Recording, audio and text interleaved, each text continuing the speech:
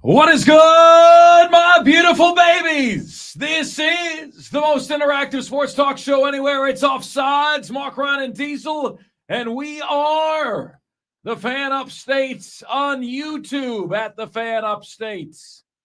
844-FAN phone, that's 844-FANFONE, that's 844-326-3663 is the phone number. The text line is there for you at 71307. Just start your text with the word fan, and away you go on the show. Coming up on the show today, my friends, we are going to define success for Cade Klubnik, new Clemson quarterback. Charles Barkley and J.J. Redick are going toe-to-toe. We are going to predict the records from the SEC this year. We're going to talk NFL draft impact players with Russell Brown, an NFL analyst. What is your most embarrassing injury that you have ever sustained? We've got a pro golfer who I said something that I cannot believe that he admitted.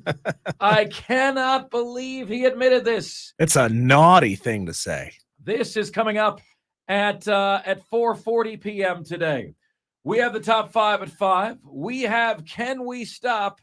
And we have you here on the most interactive sports radio show anywhere. Truly appreciate you making part of your afternoon, giving us part of your afternoon.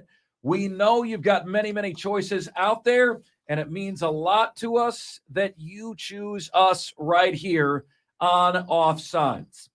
So let us open with this today, my friends.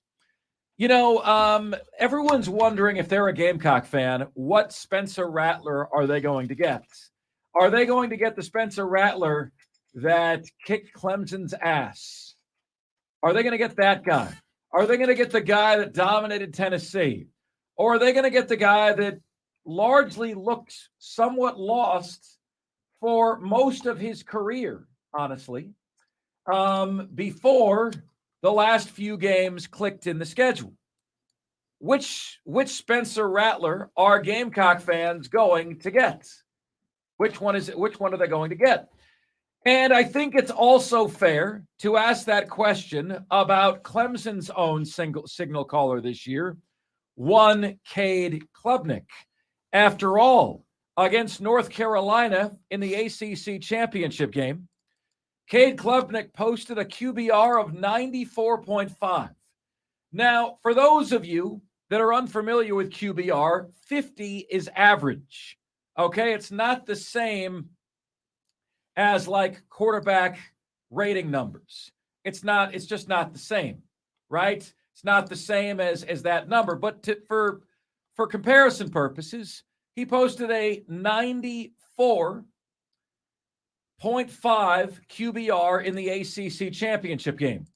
Then, in their bowl game, in the Orange Bowl, against a defense folks said was every bit as bad as the one at North Carolina. It wasn't. It was an SEC defense, but the stats were the same, right? Cade Klubnik posted a QBR of 49.1. Cade Klubnik was 20 for 24 for 279 yards passing, a touchdown and no picks against North Carolina.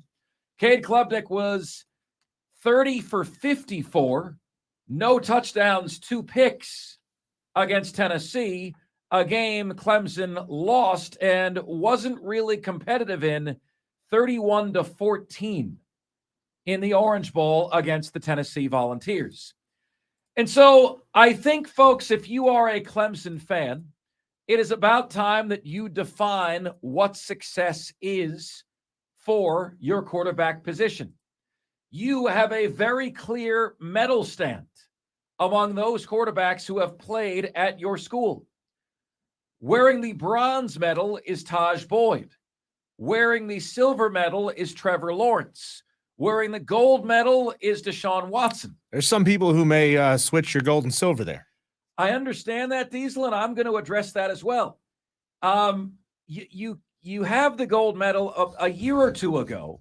we established that Deshaun was the gold medal winner, and I don't think you change that based on stuff that happened I think after there's college. gold medal and gold plated. Yeah. Yeah. I don't think Not you so can good on the change that. inside. Like right now, Trevor Lawrence is a player that Clemson fans can be proud of. Right now, Deshaun Watson is a player that they'd rather not be affiliated with their school. Let's be honest. Let's call it what it is. But in terms of Deshaun Watson being the first, Deshaun Watson being the best, I think Deshaun Watson is the gold medal guy in terms of his play at quarterback at Clemson. You can debate it, but before there was a massage issue, he was that guy. And interestingly, ladies and gentlemen, because I care about you, I have put together kind of a statistical analysis of what those guys did, who they were coming out of high school, how they performed at Clemson, to help give you an idea for exactly where these other guys need to be. Okay? So let's start with Taj Boyd. Taj Boyd at Clemson, 107 touchdown passes, 39 picks. 39 picks. That is roughly almost a 3-to-1 touchdown to interception ratio. Taj Boyd graduated Clemson with a quarterback rating of 155.2. Okay. Trevor Lawrence, silver medal, 90 touchdowns, 17 picks, a touchdown to interception ratio of better than 4.5 to 1. All right. Left Clemson with a quarterback rating of 164.3. So 155 for Taj Boyd, 164 for Trevor Lawrence. Where was Deshaun Watson? 90 touchdowns, 32 picks, a TD to interception ratio of 3-to-1, and a quarterback rating of 157.5. Folks, the window is right there for you. Your bronze medal winner had 155.2. Trevor Lawrence had 164.3. Deshaun Watson had 157.5. That is the window between 155 and 164. That's where you want your quarterback to be rated by about the time he leaves Clemson. Where was DJ Uiagalelei rated as a Clemson quarterback? What was his quarterback rating? Yes, Diesel, it was high enough to be measured. Okay. Could be measured. They do measure decimal points that low. No, I'm just kidding. Is this rating higher than his shoe size? Probably not. Well, Oregon State got a hell of a backup. They did. DJ Uiagalelei left Clemson with a rating of 125.1. 36 touchdowns, 17 picks. That's 2-to-1 touchdown to interception ratio. Taj Boyd was just about at 3-to-1. Trevor Lawrence was at 4.5-to-1. Deshaun Watson was at 3-to-1. DJ was at 2-to-1.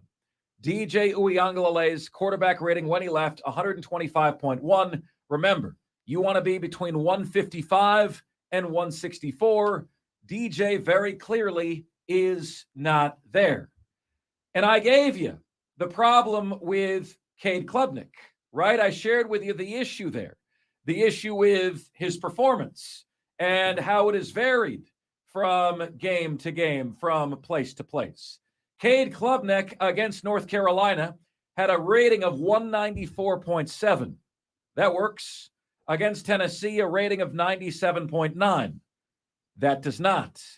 Right now, entering his first full season as a starter for Clemson, Cade Klubnik's rating is 120.1. 2 touchdowns, 3 picks. He's got work to do. Well, we've got a texter here on the text line who's already starting to feel kind of down on Cade. Texter says, I've got a bad feeling about Cade. I think once teams start seeing film on him, he's going to be in trouble. I'll give him a chance, but he makes me nervous. So I responded. I said, what specifically did you see that makes you feel this way? He says he hesitates under pressure when the game is tight and the pressure is on, and I have my doubts that he can perform. Remember, he was a freshman last year. Remember, he wasn't the starter for the majority of the season. So you saw him put into, pretty precarious position, and you say he didn't perform, which he didn't. It's true, he didn't. I think Clemson fans are a little bit scarred. You know, I saw Christopher Vezina in the orange and white game. Christopher Vezina and I, Clemson's backup quarterback this year, stud freshman. I think he's going to be really good in time. Like, I like him, right? We follow each other, but we communicate every so often. He is not ready. I saw that in the orange and white game. He's not ready. We're also in a world now where fans expect Heisman caliber quarterbacks as freshmen right away. And that is an extremely high bar to reach. And it's entirely unfair to put that level of pressure on true freshmen, redshirt freshmen, and sophomores. The problem is, Diesel, that they're used to at Clemson Trevor Lawrence. They're used to what Trevor Lawrence is giving you. And I don't know that is a very, very fair comparison to make for anybody. Trevor Lawrence is one of one, right? Trevor Lawrence and what he's doing in college, what he did in college for Clemson, is one of one. Well, the sad thing is we're also in a world where most of these quarterbacks don't develop until their senior year. If they're that good, they're out the door. We're not seeing fourth and fifth year experienced, seasoned quarterbacks anymore. We are asking younger and younger players to take on more and more pressure.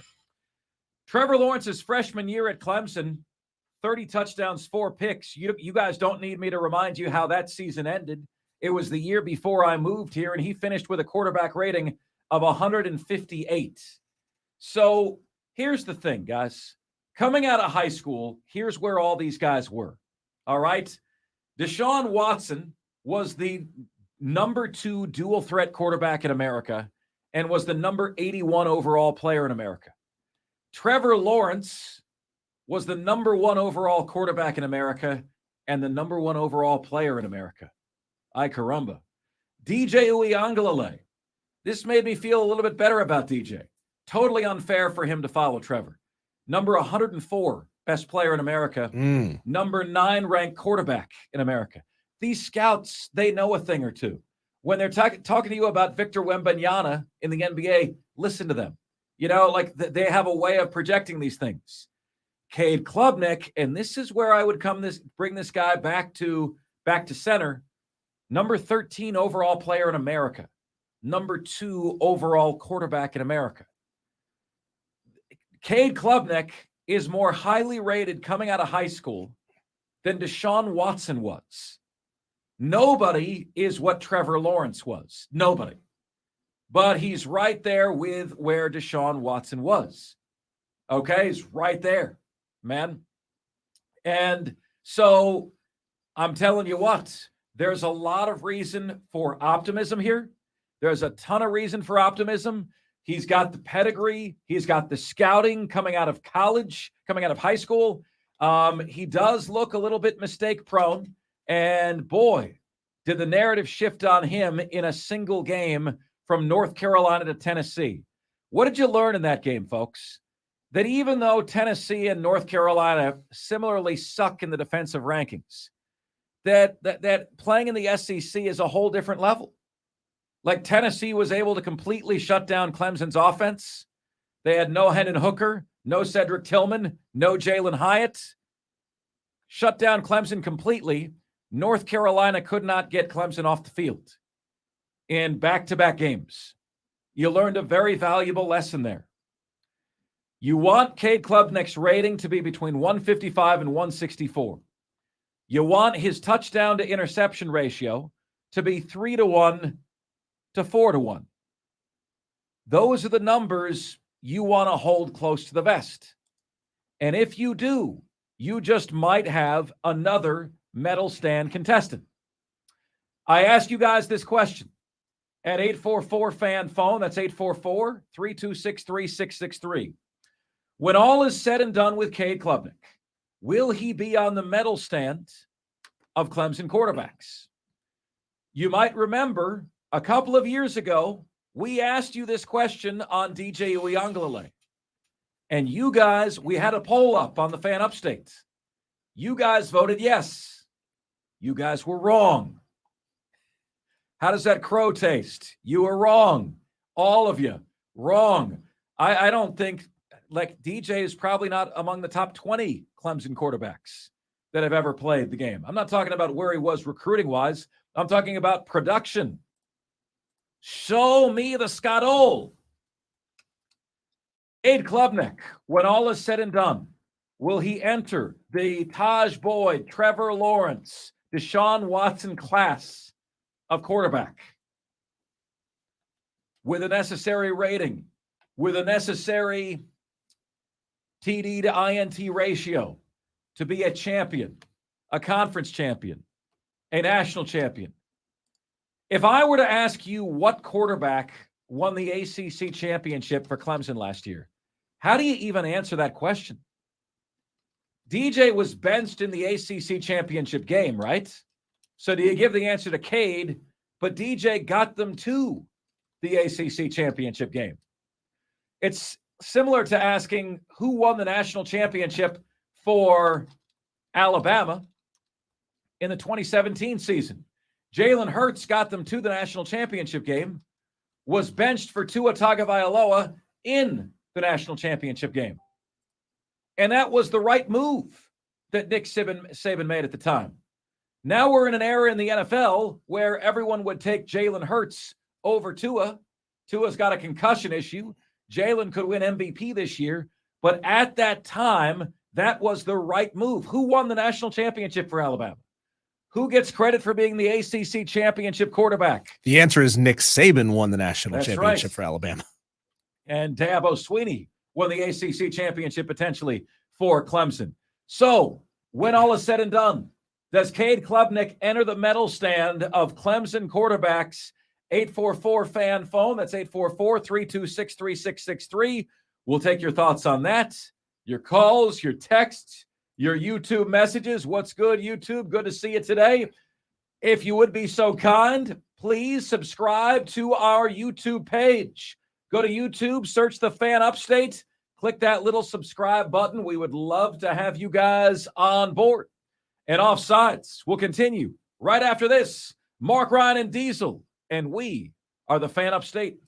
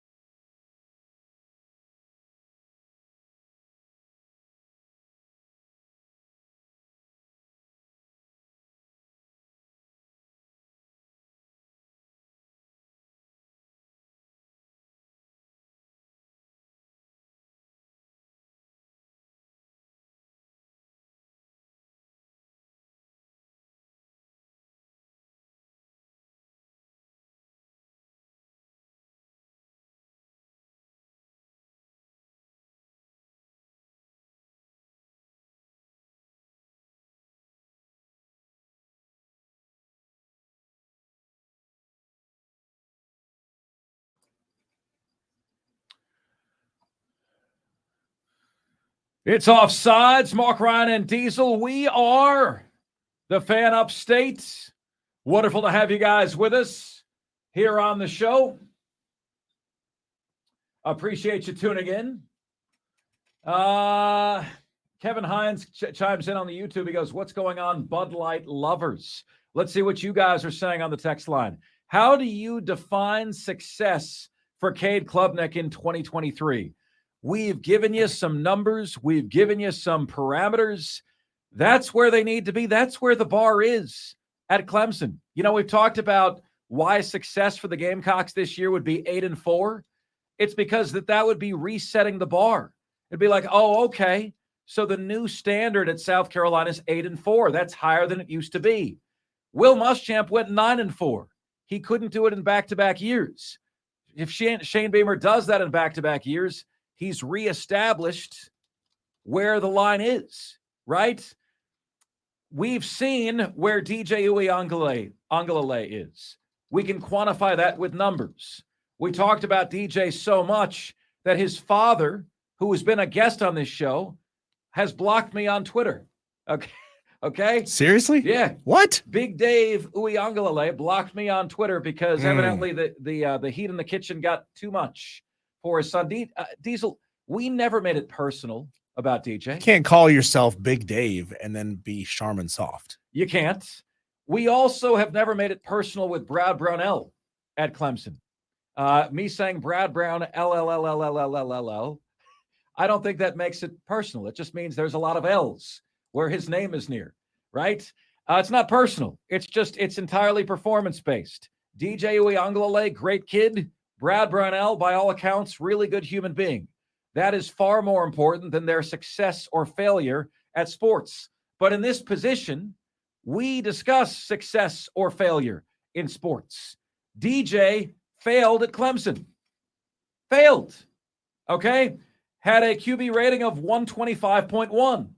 That is 30 points lower than the best quarterbacks at the school, 30 to 40 points lower, all of whom were between 155 and 164 in their quarterback rating.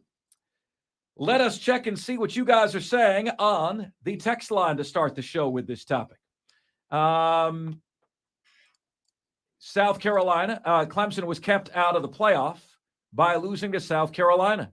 We know that. Texter says, I got a bad feeling about Cade. Diesel shared that one with you. Texter says, if he's up and winning, he's looking good. If he's playing from behind, I think we're in trouble. Texter says, I personally am enjoying the collapse of Clemson, so I hope that Cade falls flat on his face. I enjoy Clemson fans imploding. I think you're going to be disappointed this year, Texter, if that's your expectation. Texter says, all fans except a Caleb Williams to walk out as a freshman. And expect a Caleb Williams to walk out as a freshman, and every freshman isn't Caleb Williams or Trevor Lawrence. That's exactly what I'm saying. You got to give these guys time to develop. People, fans, burger flippers, you know who you are. You expect way too much, way too fast. I learned that Cade cannot play from behind. Unless you're on the Clemson staff, you have zero idea how much game planning went into a bowl game. Texter, I don't need to know how much game planning went into it. I know that my eyes saw a crap performance by Clemson football. Can we agree on that? If you're a Clemson fan, was that a crap performance in the Orange Bowl? Right? I know that there was not a ton of time to prepare for the ACC championship game. I know there was a lot longer to prepare for the Orange Bowl. Clemson came out worse. Texter says, I learned from the Clemson-Tennessee game that if you don't have playmakers, you don't win against SEC teams. Now, does he mean playmakers like on the field or playmakers like we say playmakers? I have no idea.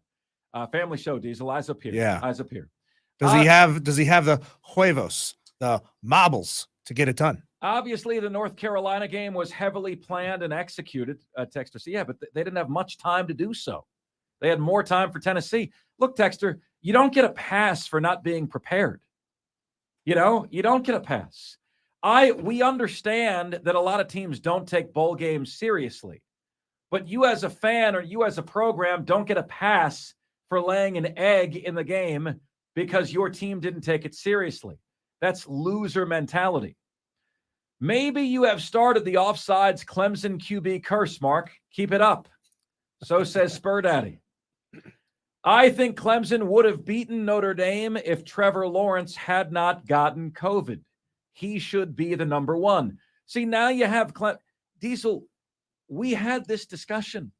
And before there was any masseuse, Clemson fans voted that Deshaun was number one. You can't tell me that that changes because Deshaun Watson, because of the massage situation. No, it doesn't change his time in college. He was a great elite college quarterback. He maybe turned into a bad person after college, but that doesn't affect his play on the field. You don't get to go back and erase. You got to be able to separate the art from the artist. Have you ever heard that? I like Motley Crue, but Vince Neil got in a car wreck and killed somebody while drinking and driving. He's a bad person, but I still like Motley Crue. Texter says Clemson's strength was running the ball. You can't throw the ball 50 times with a locker room full of doo-doo wide receivers. Yeah, but Texter, despite all of that, DJ wasn't good. Best is the standard at Clemson. Was DJ Uiagalelei best? No, he wasn't. If I said to Clemson fans, if we ran a poll, Diesel, was the DJ Uiagalelei era at Clemson successful? Don't you think it would be about 80-20 no, and the 20% that said yes are just sunshine pumpers? They are head in the sand fans. Right. So it would be 80-20 no. Brandon, do you agree with that? Like if you said, was the DJ Uiagalelei era at Clemson successful? No. Don't you think 80% of fans would say no? Yes. I mean, you're answering no. Diesel's answering no. I'm answering no. And it's in part because Dabo has raised the bar. Anybody who answers yes is taking after Kevin Hines on the YouTube channel where he says, Sugarland maple bacon flavored moonshine sounds good after work. Dude, if you need over flavored moonshine to be able to drink it, then you clearly don't like moonshine. Drink something better. That's like people who drink that peanut butter whiskey or peanut butter vodka or cinnamon flavored whiskey. Be a man. Drink whiskey that tastes like whiskey, not whiskey that tastes like something else. So that is the line. That's the line, folks. You have the bar for Cade Klubnik. It's up to you to tell us right now whether Cade is going to meet that bar, whether Cade is going to meet that challenge. Is Cade Klubnik going to be on the level of the medal stand of Clemson quarterbacks by the time his time at Clemson is done? Right? Is he going to be at that level? That is the $1 million question as we head into season number 2 for one Cade Klubnik. That is the $1 million question. How is he going to fare? How is this thing going to end up? Is he going to be up to the standard, up to the snuff? He's had moments where he's looked outstanding. He's had other moments where he's looked very, very, very, very green. Trevor Lawrence, you can't compare anybody to him. You want to compare Cade to Deshaun Watson as a freshman? That's a little bit better, right? That's a little bit better. But there are lofty expectations. We've seen what the floor is for the modern era of Clemson quarterback. We've seen that. All right, it's DJ's 125.1 rating. Right now, Cade Klubnik is at 120.1, but has just a few starts to show for himself right now. 71307 on the text line is where you can get to us on the show, and you can give us a ring at 844-326-3663 is the number to get to us on the show. And when you consider, where these guys were coming out of high school, when you consider where they were amongst the very, very best in America, right? Where they were coming out of high school, where they were amongst the best in America. Does anyone remember what Taj Boyd was coming out of high school? It was too long ago for me to even find it, but was Taj Boyd 4-star? Was he among the more highly ranked prospects coming out? I know he wasn't as highly ranked as Trevor Lawrence, but you look Taj Boyd up on 24/7 Sports, they don't offer any ratings for him as a prospect coming out of high school. Don't offer any. So it's interesting to note. There you go, folks. So there you go. Cade Klubnik, I'm going to say, Diesel, I'm going to say that Cade is better than DJ, but not on the medal stand. Well, the great thing about Clemson's quarterback situation right now is if the Ferrari won't start, there's a Porsche in the garage slip right next door to him. So Cade is going to have to feel the pressure, and Cade is going to have to rise to the occasion. If not, you got Christopher Vizina right behind you. And, I'd be shocked if Clemson didn't have another quarterback coming in the next class, another 4 or 5-star quarterback coming in the next class, because they know that if they don't play Christopher Vizina, he's going to transfer. They know if they start Christopher Vizina over Cade Klubnik, he's probably going to transfer.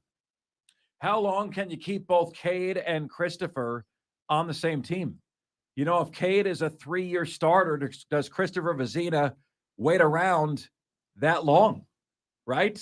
I mean, does he wait around that long? Is Christopher Vizina going to wait 1 more year, 2 more years, 3 more years?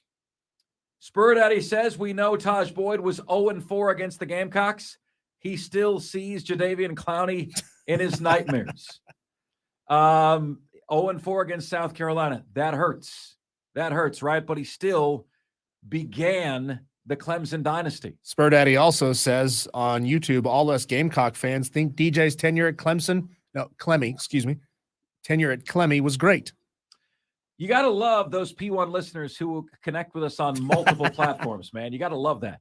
All right, coming up next on the show, the discussion about this athlete who has taken a big misstep has exploded, okay, with everybody pointing fingers at one another.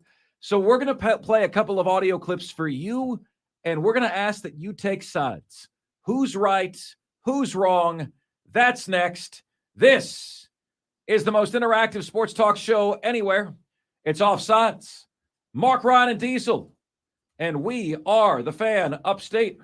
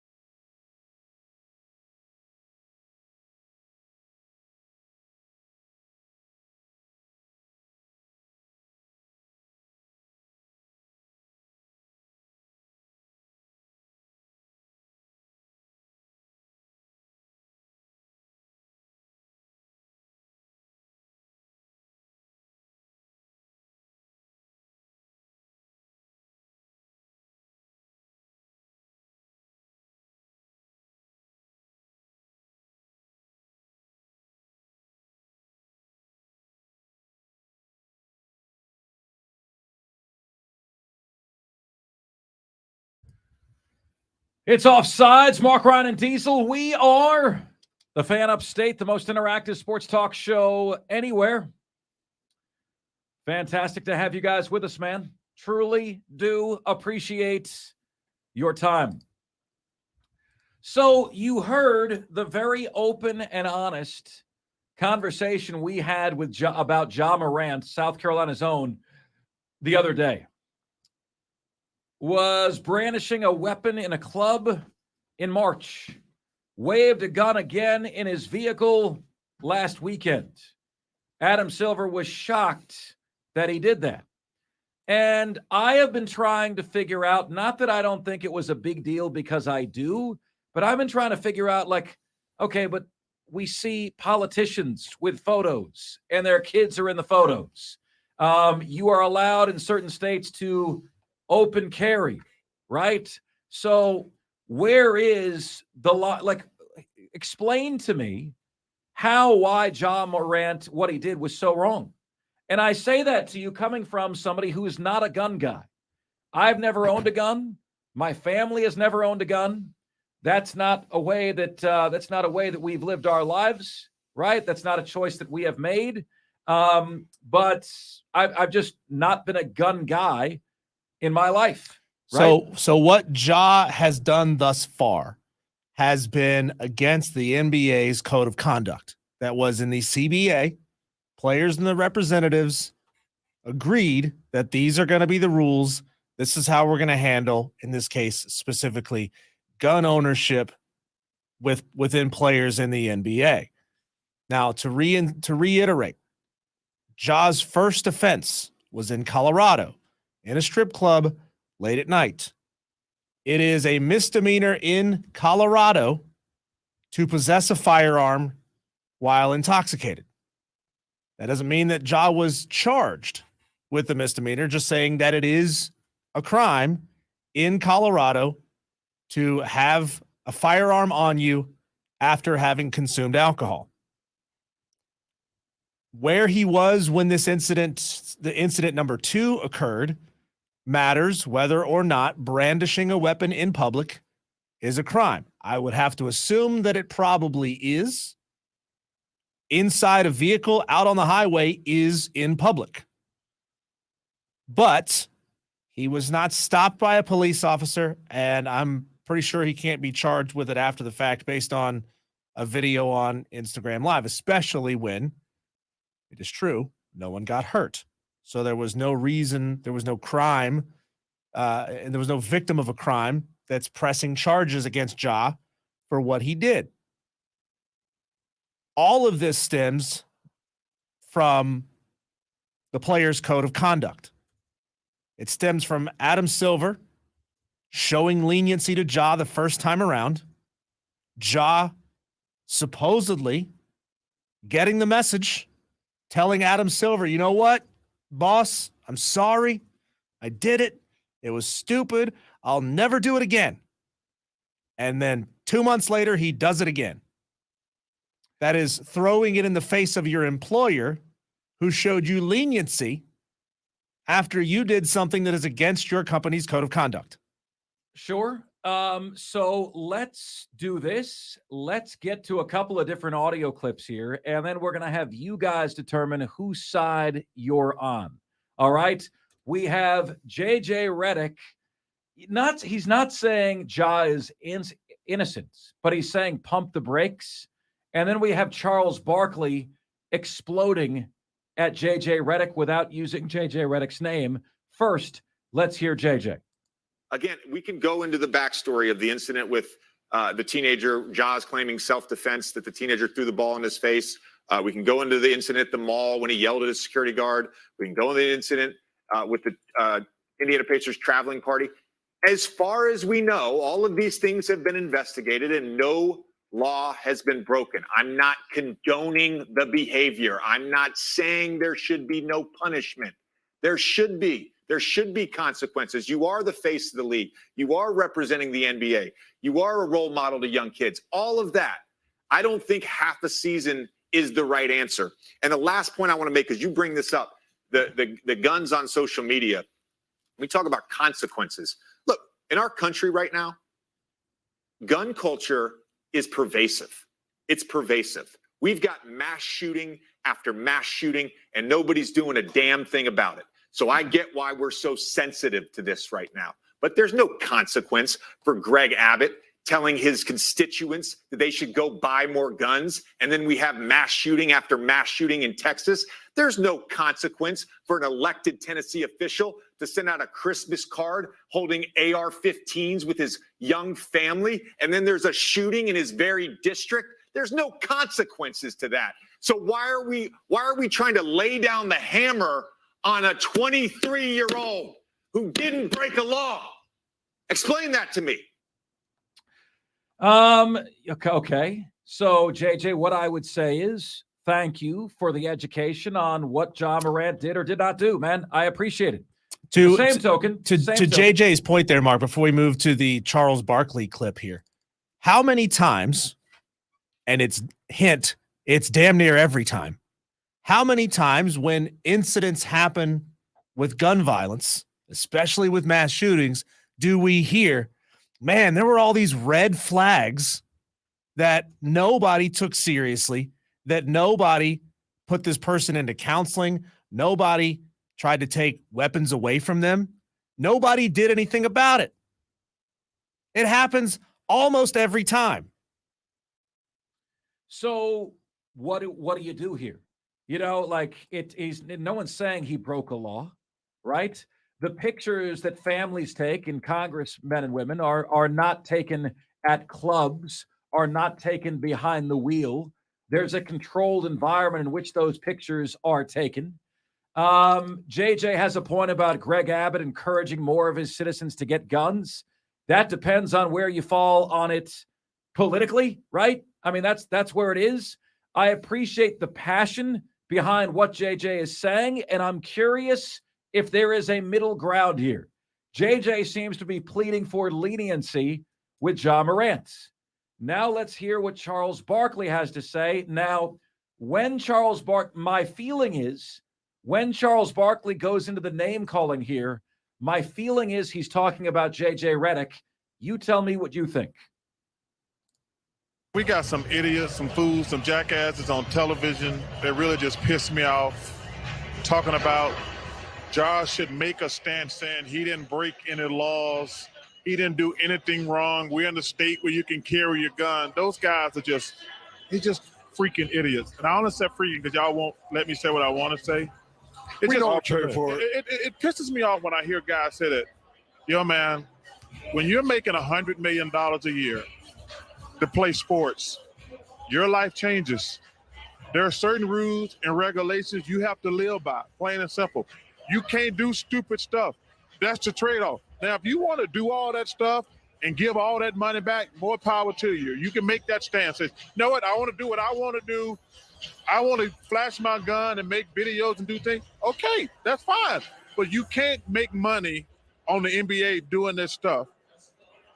I just hope that he grows up and realizes, like, yo, man, first of all, you're not a thug. You're not a criminal. You're not a crook. You're a guy making $100 million a year to dribble a stupid, $200 million to dribble a stupid basketball.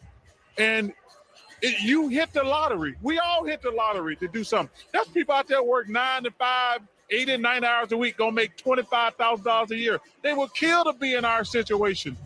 And, you know, Kenny's right. At some point, it's not your friends. Bill Parcells used to always say, and I love it, he says, yo, man, you just an unlucky dude.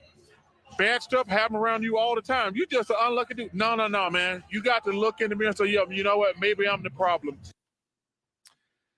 So both guys have a take.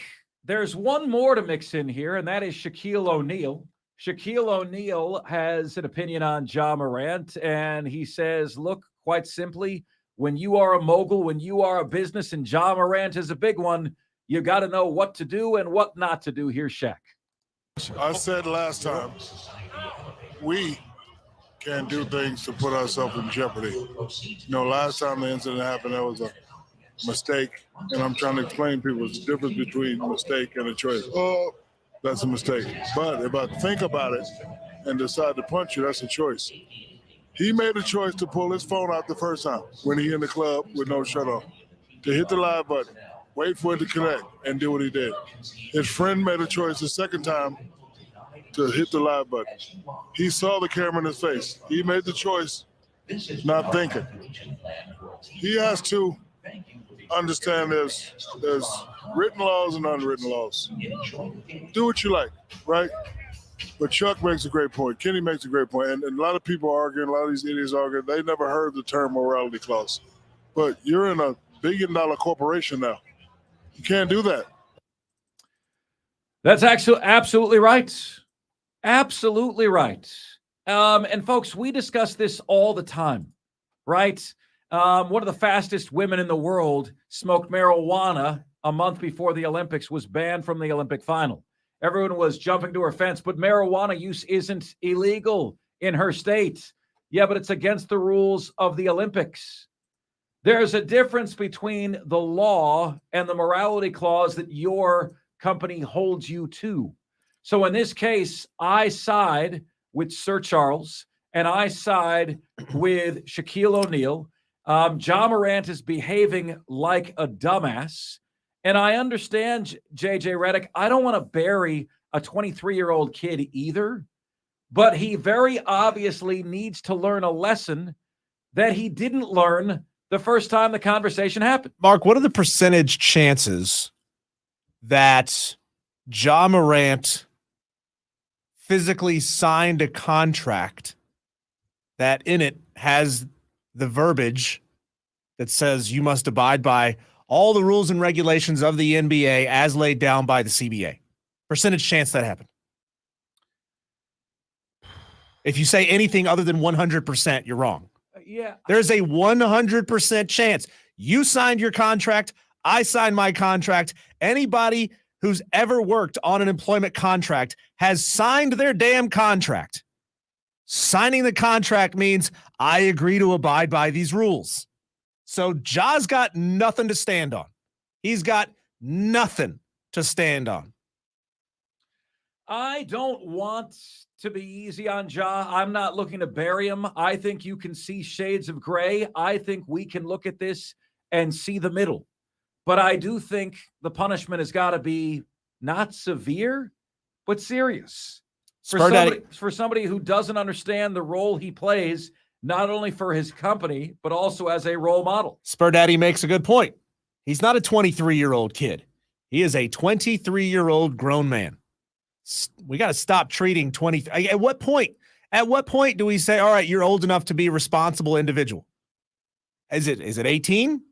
Is it 21? Is it 25? Is it 50? Have any of us ever achieved, maturity to that level? You got to have a point. You got to stop moving this goalpost of when somebody becomes an adult and is responsible for their own actions. And so, again, some people say, well, he didn't break a law, so what do you do? And I would say that every single company, Diesel, I'm trying to remember what the issue was, but we were talking about another issue like this recently. And it was like, just because something isn't against the law doesn't mean your company has to sign off on that very thing. Sure. We could do a lot of things that would get us in big trouble that are not against the law. Here's a prime example. In the state of California, it is legal to smoke marijuana, but it is also against your regulations if you are somebody who, drives a crane for a living, builds buildings using a crane. It is against the rules of your organization to be under the influence of marijuana if you're going to operate a crane. So you've got a choice. Do I want to smoke weed, or do I want to make a ton of money operating a crane and heavy construction equipment? That's a choice you got to make. And I'm sure there's a lot of people who break that rule who decide maybe smoking weed's more important to me than making a ton of money at my profession. And those people end up getting somebody killed, or they end up getting fired. I'm understanding this more now. I'm grasping this more. I'm getting it more. I understand that Ja Morant has got to sign on to portraying the image that the NBA wants. And I guarantee you this, his next contract is going to have specific language in it, just like Kyler Murray's contract has language about video game playing, right? And about the amount of time he has to study his playbook a week, because the dude doesn't do it. There's going to be very specific language. I don't know if it can be added into Ja Morant's contract in real time. Very specific language on this man moving forward. And it is a very serious issue. And it's right at the political crosshairs of America. You know, I bet you there's listeners right now saying, I don't see anything that Ja Morant did wrong because your politicians are waving guns around in their Christmas cards. The NBA doesn't want that. You got to listen to your employer. It's Offsides, the fan upstate.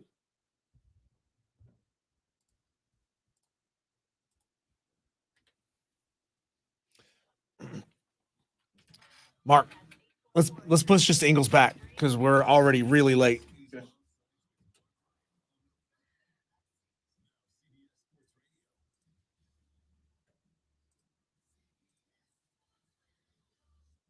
Mark. Yeah. They said that Ja may face a 60-game suspension. Yeah, that's interesting, man. This dumbass deserves it. Mm-hmm. There's only one way to teach some people.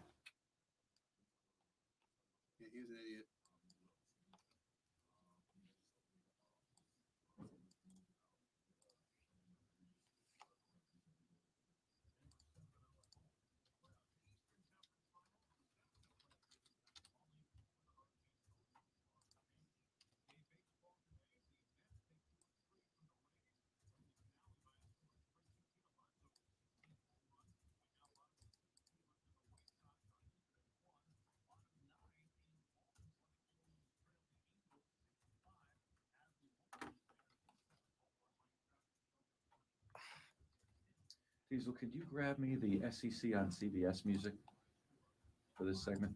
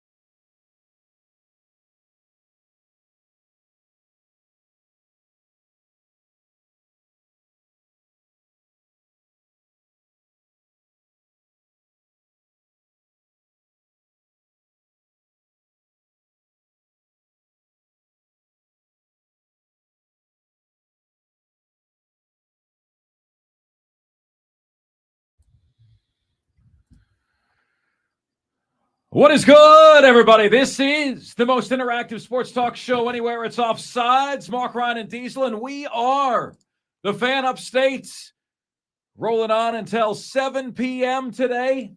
Truly do appreciate having you guys with us. The YouTube channel is bumping. Thank you, guys. Truly do appreciate that. If you use YouTube on the regular, please do subscribe to our channel. Just go to the Fan Upstate on YouTube and click that little blue subscribe button. That way you will see whenever we have a new live video, man. On YouTube, it's red. Oh, I'm sorry. The red subscribe I know, button. there's a lot of idiosyncrasies to remember here. Subscribe and follow and like. Red subscribe button. Man, great to have you guys on board. Brand new channel. Diesel, what's the subscriber total now to on YouTube? You guys will realize we are a very grassroots marketing organization here, right? Like we have to rely on your word of mouth to help us grow. Where are we at, Diesel? We're at 173. Coming up on 200. Who is going to be the 200th subscriber on YouTube? Please do subscribe if you have not already. We would love to have you there. It's been cool to watch the number of people watching the live stream grow little by little, day by day. So I'm not sure if you guys are aware of this, but DraftKings released its over or under win totals for 2023. I actually thought South Carolina's was pretty fair, but Shane Beamer went on our sister station 92.9 The Game in Atlanta and said he was offended by it. Okay? I know there are Gator fans that are offended by the Gators number here. According to the over-under win totals, 1, 2, 3, 4, 5, 6, 7, 8. They have the Gamecocks in a 5-way tie for 8th. And then the Gators are second to last in the entire SEC. In the entire bleeping SEC, Florida is second to last. How about that? It's going to be a long year, my friends. It's going to be a very, very, very long year. But it is time for us to give our preliminary SEC predictions to you. And we want to do that for you right about now. And I want to know what you're thinking. Tell me what's on your mind. I feel a lawsuit coming after that.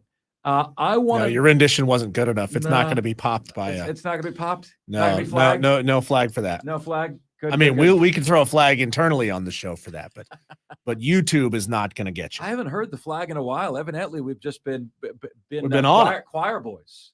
Choir boys around here, man. No flags for any of us.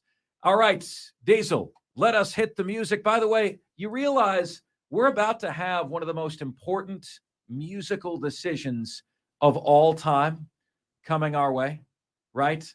With the SEC leaving CBS, we're losing one of the great songs. I don't even know if legally we can play it anymore. In my opinion, the two best sports songs ever.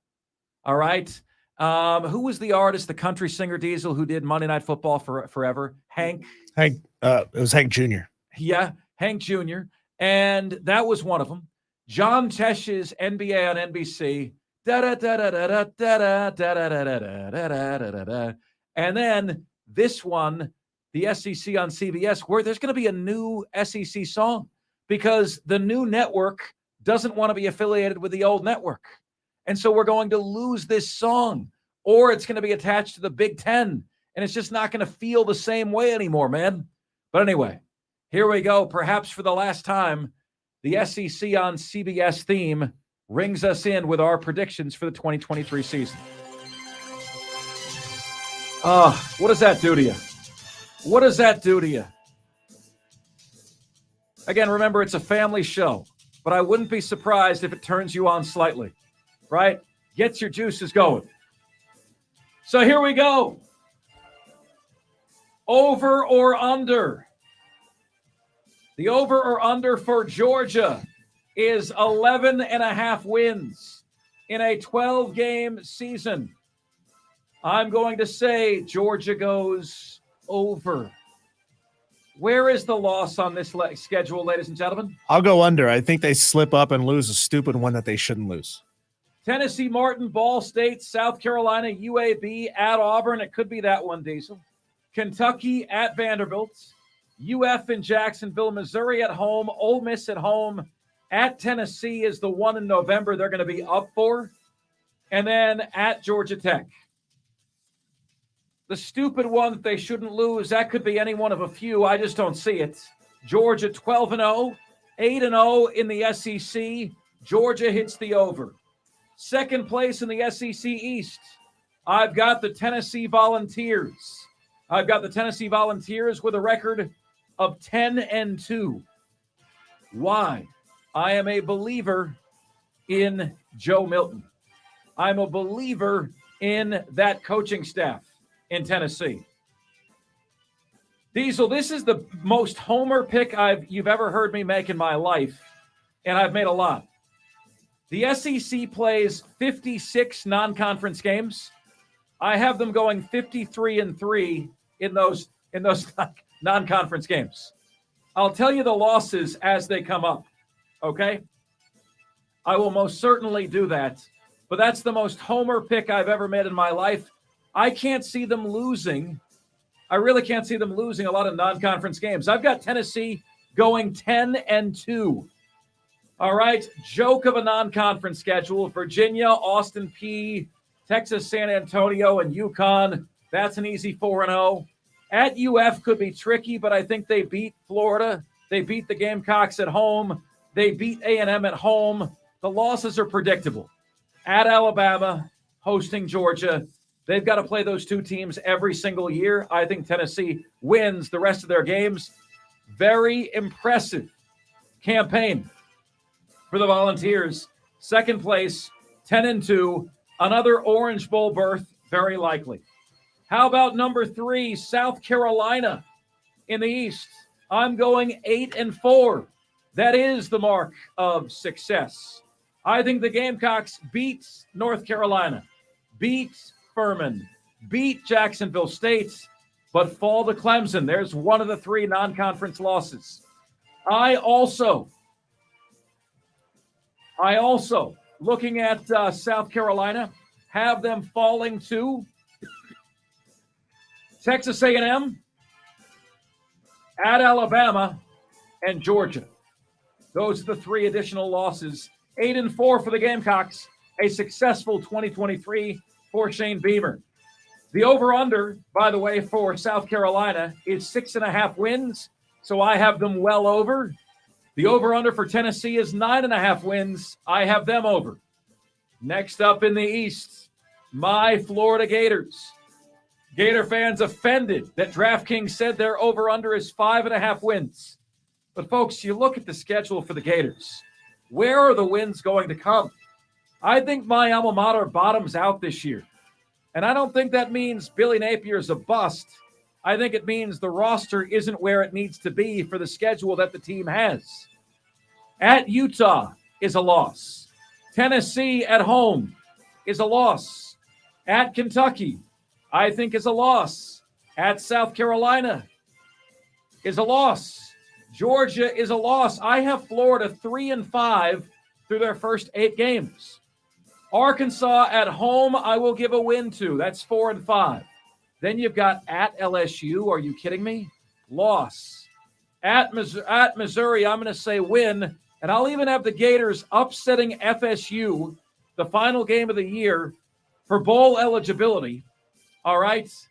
But they finished 6-6, and the 6-6 includes a win over the Seminoles, for crying out loud. Where are the wins on the schedule? Florida hits the over. That doesn't make the season a success. Gators go 6-6. I've got Missouri 5-7. Here are the 3 non-conference losses for the entire conference. South Carolina loses to Clemson.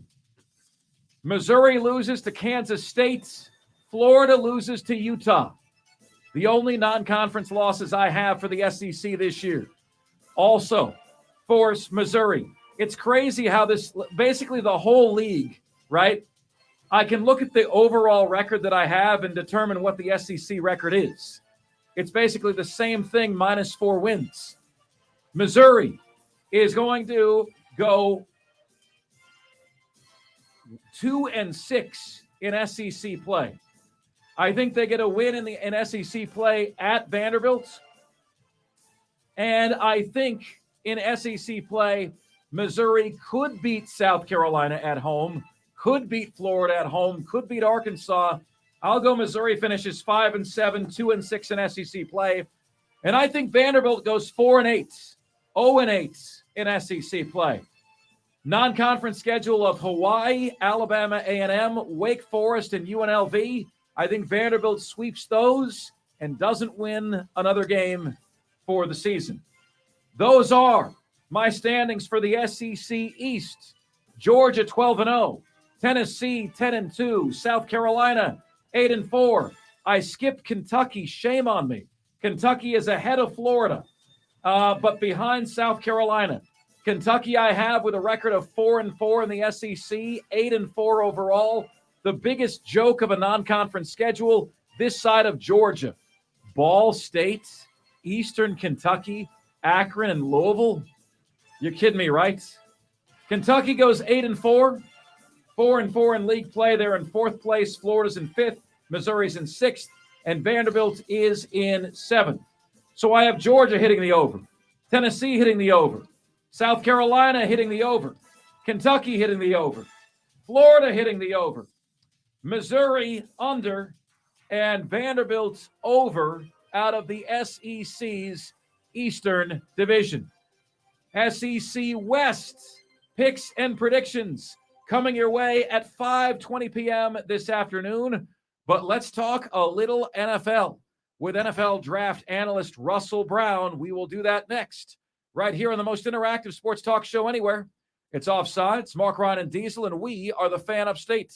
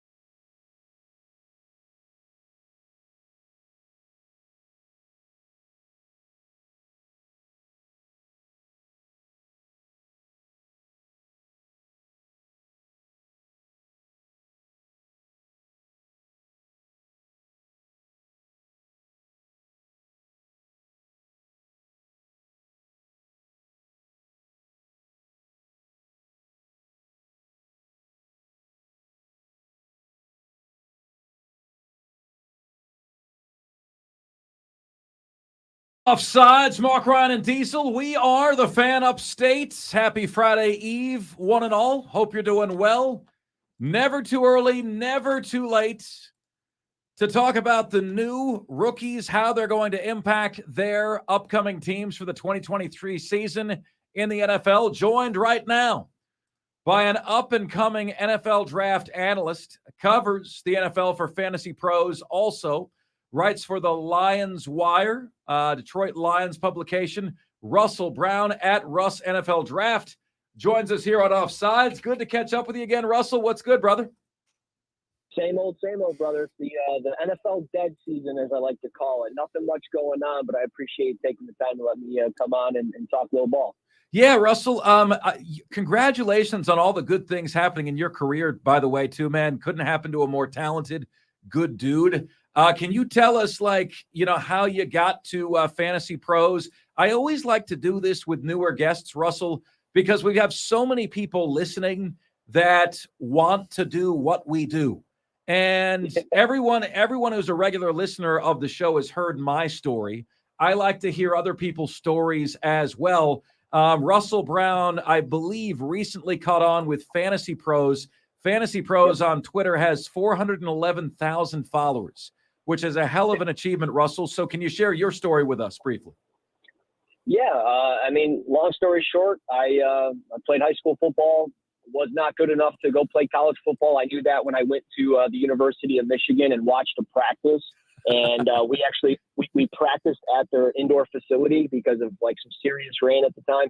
And I'm standing next to Jake Long and Mike Hart and those guys. And I'm like, there's no way I'm playing at 150 pounds to the next level. So I started thinking of, okay, reality's hitting me. What do I do next? And the next thing was I love talking about sports, and being a radio broadcaster was what I wanted to do.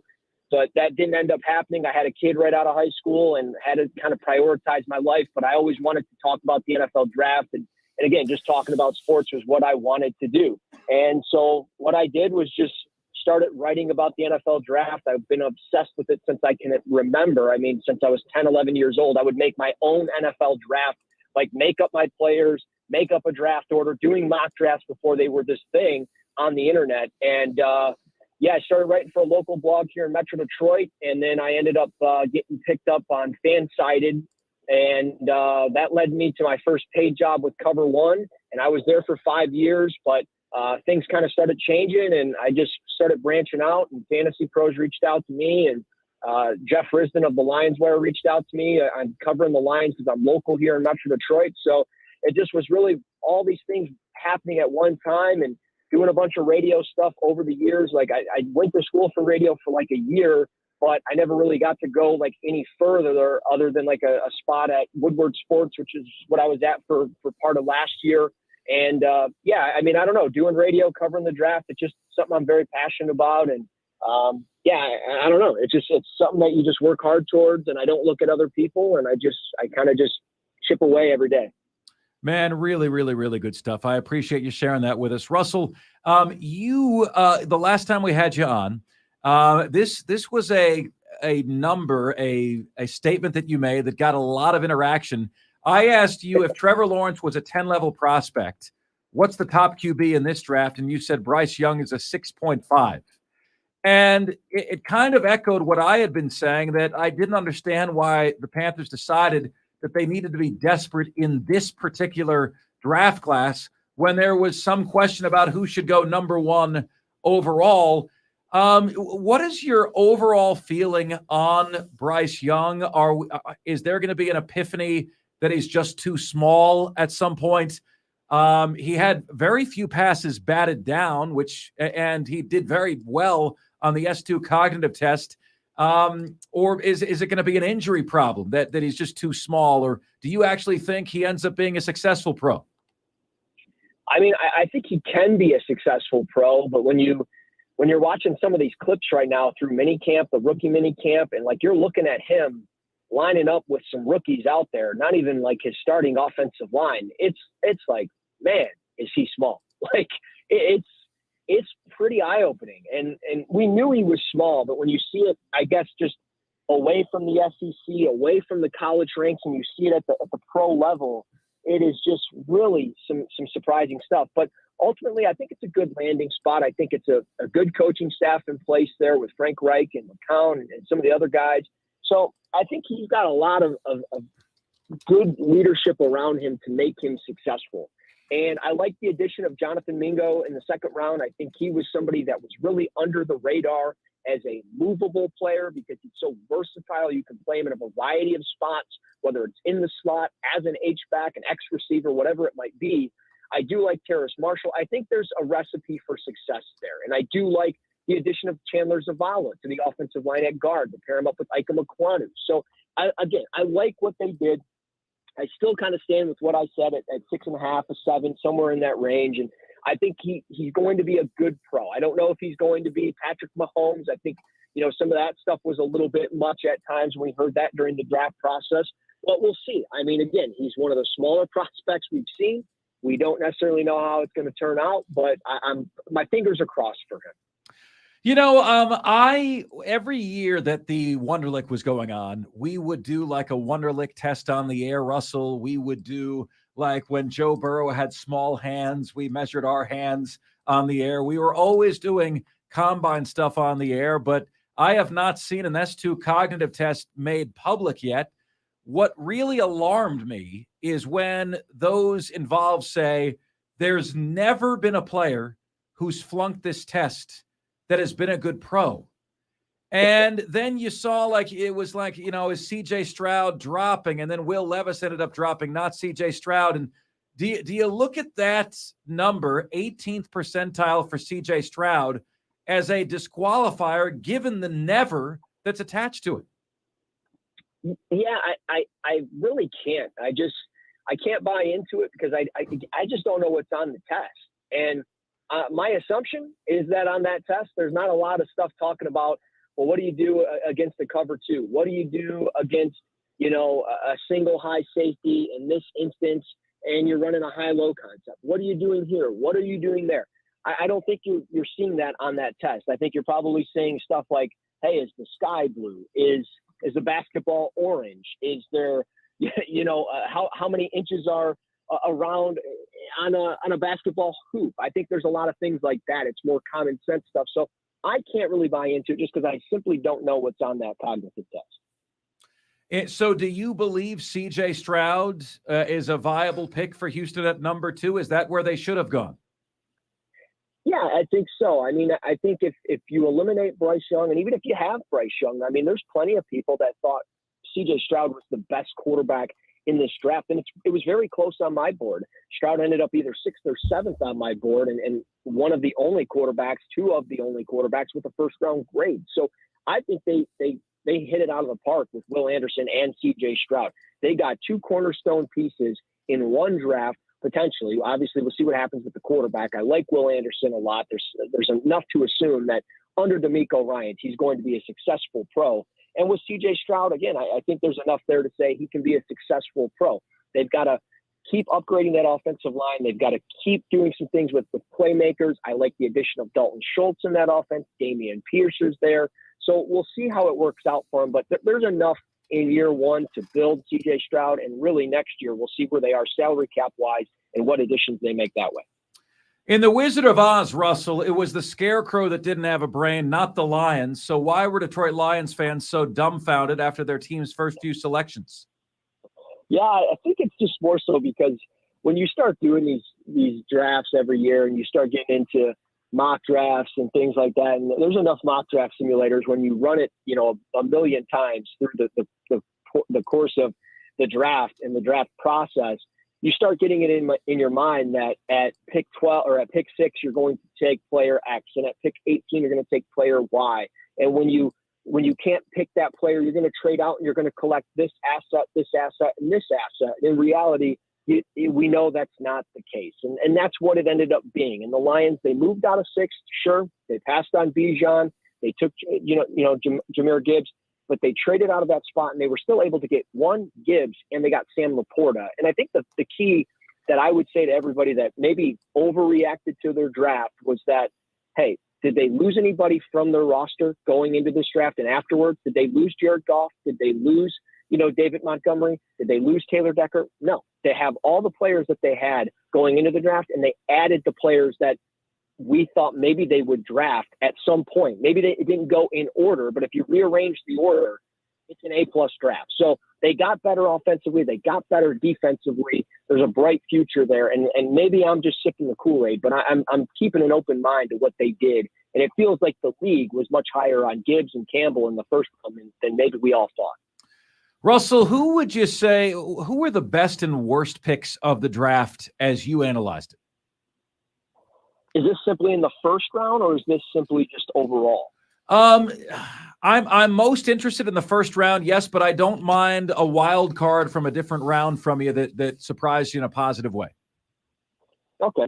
Well, for starters, I am trying to figure out Quentin Johnston and how he fits with the Chargers. I like that.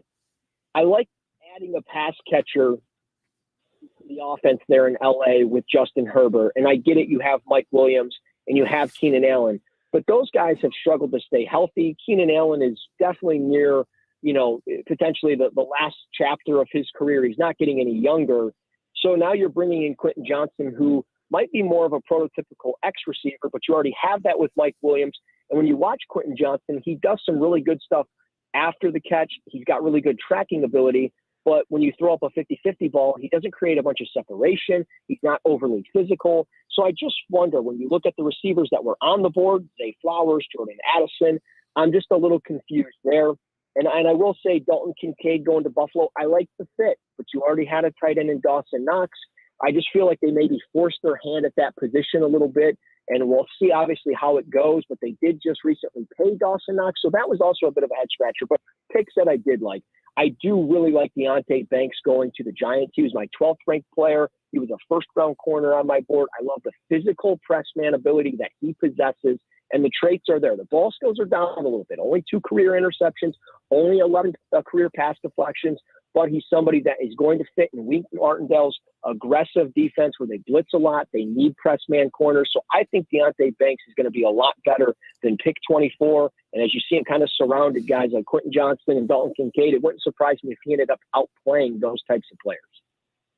How do you feel about the Dallas Cowboys and what they did in the first round? A lot of Cowboy fans in our area, a lot of Cowboy fans everywhere. And I think Dallas Cowboys are always wanting to know, Russell, is this the season that tomorrow actually arrives? It might be. I mean, you never know. It feels like every year the Cowboys are hyped up as a team that's going to win the NFC, and then they get to the wild card and they end up losing. But with Mozzie Smith at pick 26, I love the fit. I think it's a great fit. I think he's somebody that can play inside, outside. He's got a great set of moves at 6'3", 322 pounds. He's somebody that moves really well on his feet. We already knew about some of the athletic testing that he had going into the season. He was number 1 on Bruce Feldman's freak list.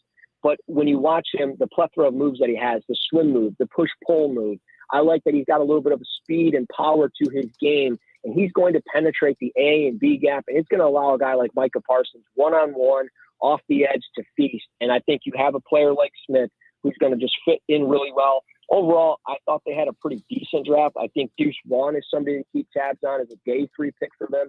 And we'll see what happens. If Dak can stay healthy and if Dak plays up to par, anything can happen with this offense. What draft expert, Russell, do you find yourself agreeing the most with? And what draft expert do you find yourself banging your head against the table when you hear him speak? Oh, man. I will say there's definitely times when I hear things like from Chris Sims, and I don't like bashing guys. Right. No. Yeah. It's just it's a take. You're bashing a take. You're criticizing. I think good managers, Russell, they criticize the performance, not the performer.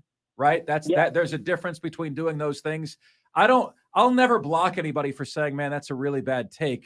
If they start name calling, that's when they get the block, Right. Yeah. No. Yeah. When I look at some of his stuff, like his rankings, and I appreciate that he stays true to what he knows and what he thinks, that's cool. But there's definitely times where I'm like, okay, I think you're just doing this for the clicks and the hot take part of it. But at the same time, there's been times he's been right, I've been wrong, I've been right, he's been wrong. So it is kind of a catch-22. But there's times during draft season where I'm like, all right, Chris, settle down. But the guys that I agree with, I mean, I'm going to be honest. My guy Jordan Reed at ESPN, I've known him for a long time, shared Airbnbs with them. We've traveled down to Mobile together, really close friend in the business, and I'm so happy and proud of him to do what he's doing at ESPN. You know, I agree with him on a lot of things when it comes to evaluating defensive players, specifically defensive backs. He's taught me so much about the quarterback position, and he's just a good friend, a good colleague, and I just always find myself agreeing with him in the way he breaks things down. Very, very good stuff. Caleb Williams, the surefire number 1 pick. Does Drake May have a chance to supplant him? Russell Brown, can we get your first few picks, top prospects for 2024? Yeah, I mean, look, Drake May is very interesting. There's so much potential there, but at the same time, like, I'll watch him and I'm like, man, you are not trusting yourself through your progressions. You're somebody that is not, sticking to your guns when you're making a throw or making a read. There's times he looks to run a little bit too often. So I think he's just got to really settle down in the pocket and trust his progressions in his arm. But yeah, Caleb Williams, obviously it depends on who's the first pick, but even if it's Arizona with the first pick, let's just say, I could see them trying to move on from Kyler Murray and taking a swing at Caleb Williams just because Caleb Williams is that good. If they ended up passing on Caleb Williams, I mean, Marvin Harrison Jr. from Ohio State is going to be a top 5 pick at this point in the game. It's very early, obviously, but at 6'4", 205, he moves so well, such a good route runner. Olu Fashanu from Penn State, an offensive tackle that probably would have been the top offensive tackle had he came out this year. He ends up going back. He's going to be a top 10 pick, could be a top 5. And then Jared Verse out of Florida State, the edge rusher, really talented at 6'4", 250, somebody that had 17 tackles for loss last year and 9 sacks. He's going to be potentially the top edge rusher. Dallas Turner from Alabama is really going to compete with him there.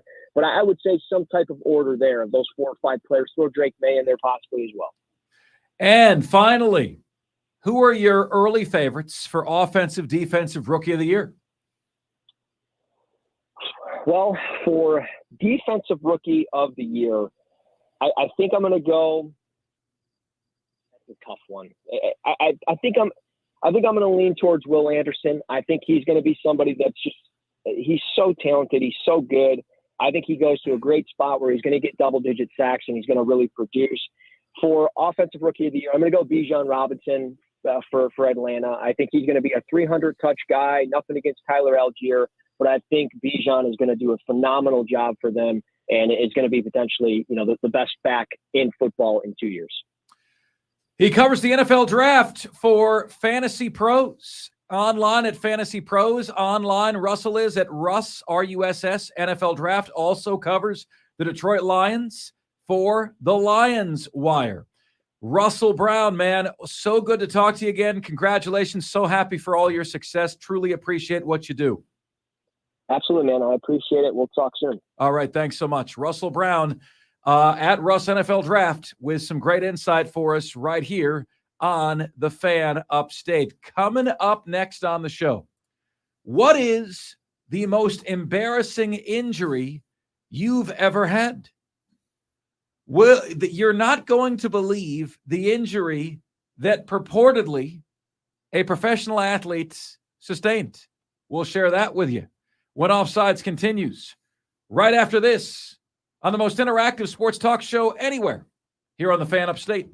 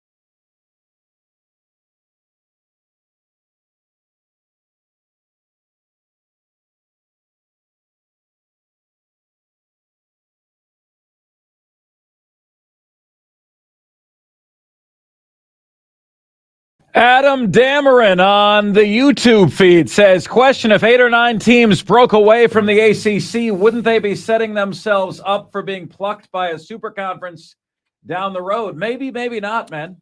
There's no guarantee you make more money by doing that. So people always joke, let's kick Vanderbilt out of the SEC. They're not really contributing anything. Let's kick Georgia Tech out of the ACC. They're not really contributing anything. Obviously, you can't do that. I mean, you'd have to pay a ridiculous sum of money to kick someone out and have them not sue your pants off. But this is how you do it. You get a majority, whatever that number is, to break the ACC's grant of rights. You get enough to form a conference of your own, which would be 9 because you need an 8-game regular season in your conference. And then if that happens, you go to ESPN and you say, look, we know that we're the actual bell cows here. We know that you're not paying out all this money for Pitt football. We know you're not paying out all this money for Syracuse football. So give us that money. Just slide that contract on over here. You get to put more of our games on TV. You don't contractually have to show Pitt versus Syracuse that nobody's watching. You get more of your bell cows on television. We get a higher percentage of the total revenue per school. You get what you want. We get what we want. Let's make a deal. I think the objection from the networks and the reason why there's no guarantee they're going to make more is part of what the networks are paying for is the prestige and the history of the name of the conference. And if you don't have that name, you've got a good product, but you don't have the name. The Big 10, the Big 12, as much as we make fun of it, the ACC carries a cachet with it that the networks want to have in order to be throwing out that buku bucks. SC Scout Guy says Drake May might quit football after the Gamecocks destroy him in game 1. I have South Carolina beating North Carolina in game 1 this year. Folks, you are not going to believe the injury that Dustin Johnson, isn't this guy one of the defectors to Live Golf? Isn't he? I can't say I'm disappointed to hear about this, Diesel. I really can't because I hate Live Golf. But Dustin Johnson, and I haven't heard this clip yet, folks, so you and I can hear this together, but Diesel wrote to me today, this clip is hilarious. You're not going to believe how Dustin Johnson hurt himself until Dustin Johnson reveals for himself how he hurt himself right here for you. What'd you do to your back? What is it? I just pulled a muscle, lower back. Swinging a club or lifting up a kid? Yeah, lifting up a kid, just a bigger kid.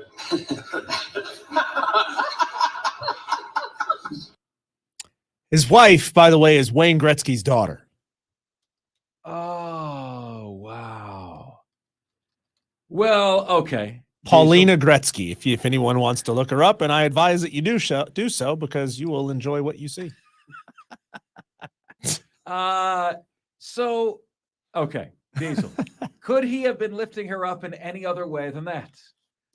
You do like a little hug and spin, like you pick somebody up, you kind of raise them and you spin them a little bit. So it's possible it wasn't that. Yeah, it's possible. It's very likely that it was that because that is most likely how you would be injured, doing a particular hoisting maneuver that is not for the faint of heart.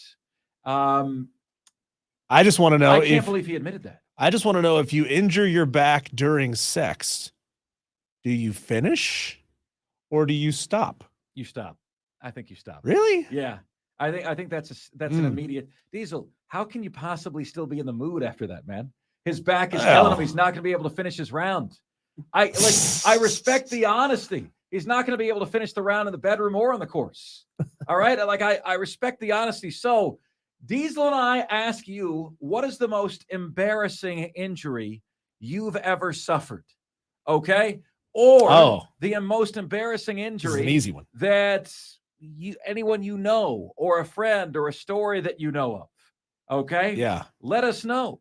The most embarrassing injury I got the sense, Diesel, that Dustin not only is not embarrassed about that he's taking every opportunity to brag. I would tell that story all over town. Now, your wife might not be happy about it. Paulina Gretzky and Wayne might not be very happy about that. But, man, I'd be telling anybody that asked. Depends on the kind of relationship you have with your lady. You know, maybe Paulina is a little freaky deaky, and she wants people to know that she's a minx in the bedroom. I don't know. Diesel, most embarrassing injury. Yeah. So when I was, I told you the other day when I was a kid, we used to go to the Charlotte Motor Speedway every year, May race, October race. And we were setting up one year. We'd just gotten there. And two of the guys that camped with us every year, they were pitching a tent. We were actually pitching a tent. Kevin Hines on the YouTube stream, relax. Good on clarification, this. thank you. Yeah, pitching an actual tent, and we gotta drive the spikes down into the ground so the tent doesn't blow away, right? So as I'm on my knees trying to pitch this tent, I understand how this sounds. Yeah. I say to one of the guys, "Hey, hand me that hammer so that I can drive these spikes in the ground." He's about 15 feet away, and he tosses it at me. And it takes one bounce off the ground straight into the Bush's baked beans. And I was doubled over on the ground for a solid 10 minutes. Here's what I've learned about Diesel today. He's bent over, he's pitching a tent, he's on his knees, and he's yelling to someone, "Give me the hammer like you mean it." And that's what I've learned about Diesel here today. I didn't know that about him before the show began. Ladies and gentlemen, I was like 9 or 10, and I'm playing soccer. And I don't know if you have ever had an incident where like an insect or some sort of animal has it out for you, but I kept being followed around by this wasp. And the wasp would not leave me alone. And this is going on for 15 or 20 minutes. I'm like, do you just we wear the color orange on the soccer team. Do you not like the color orange? Why don't you bother anyone else that's wearing the color orange? This wasp is flying only around me. Okay. Finally, my coach says, "Mark, I need you to stand right here." And the wasp is right there on the blade of grass. And I said, "I'm not standing right there." And he goes, "I need you to stand right here." I got to stand there. Next thing I know, Diesel, I am screaming, running all over the field, holding my ass. Okay. No one knows what the hell happened. I'm sure people thought I got shot in the ass, and embarrassing enough to happen in front of everybody. Then your mom brings you in your car and pulls your pants down to figure out what in the Hades happened. And there's a wasp crawling around in my undergarments. And for that to happen in front of everybody when I'm 9 or 10 years of age is not something that it's something that I still think I have not recovered from. The worst thing about a wasp is a wasp doesn't die when it stings you. Like a bee dies when it stings you, but we need the bees to pollinate things, right? Wasps serve almost no purpose except for being the biggest a-holes in the animal kingdom. Then they can just sting you with impunity and fly away. And which is insane. Right. Right. There is no penalty for them to sting you. Right. Bees actually try not to sting you because it's like intuitively they know. Going to rip their innards out if they sting you. Yeah, it's curtains for them. Wasps don't just don't give a damn. They just do not give a damn. And that is what is so crazy about this. So, my friends, your most embarrassing injuries. Texter says, a guy I played ball with, supposedly lost. I'm sorry, not a guy you played with. A guy I played ball with supposedly lost a testicle. Oh, Diesel, no. Jumping a barbed wire fence. Oh no. I had a high school buddy running in his backyard. And he had a huge tree in his backyard, but the branches were trimmed up high enough that you could run under the branches. And he's 10 years, 12 years old, whatever he was. And he's running through underneath this tree where it's really, really dark. And he runs crotch height directly into a piece of rebar that was sticking out of the ground. No, did he lose any bits? No, he still has them all. He still has the twig? Yeah, and the giggle bear. all three, yeah, as far as I know. Texter says, I once had a long-distance girlfriend, flew to see her one weekend and pulled something in my groin during activities that weekend. Did you finish, Texter? That's the question. TSA thought I was concealing something by the way I was limping through the line Once I explained the circumstances, they understood the injury. Oh, man, I'm so sorry. Adam Dameron on YouTube says you have to finish the round in that situation. Madcraft got a crack out of that joke. Trey Davis says that's not embarrassing, just inappropriate. DB says he pulled a groin dodging a water balloon once. Oh, Madcraft says I pulled a quad warming up for the Turkey Bowl on Thanksgiving. Couldn't even play the game. And then Adam, what is Turkey Bowl? You got to explain that to me. That would be the backyard touch football game that you have every year. And then Adam Dameron says, I don't know that I can say this word on the air. You can read it. Can I say this word on the air? Adam Dameron. Yeah, I think so. He said, okay. The bike one? Yeah, the bike one. So. Okay. Adam Dameron said he suffered a nut buster on a bike several times in his youth. That's when your feet fall off of the pegs and you just go crotch first directly into that bar. That does bust them very much. Texter says, I don't know if this counts as an injury, but I had complications with a vasectomy. Oh, now everyone I work with asks if my boys are okay. Take him to the park, Texter. Take him to the park. All right. Ladies and gentlemen, your most embarrassing injuries, what are they? We've got the top 5 at 5 coming your way next here on Offsides. We are the Fan Upstate.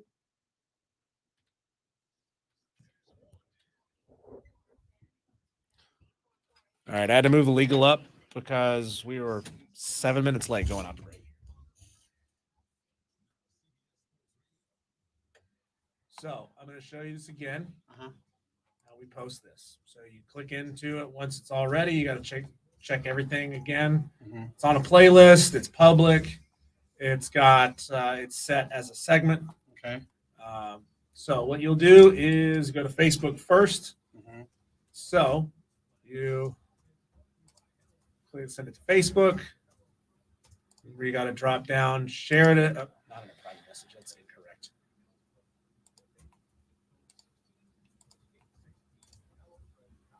So you share it on a page you manage. Okay. And then you got to change the page to the Fan Upstate. Okay. Okay. Then we have to copy the tag here. Again, you don't have to put this tag on here. We just do so that it helps The readers know that it's our content, not Okay. Rob's content. So then we post it to Facebook. Off we go. Okay. Done there.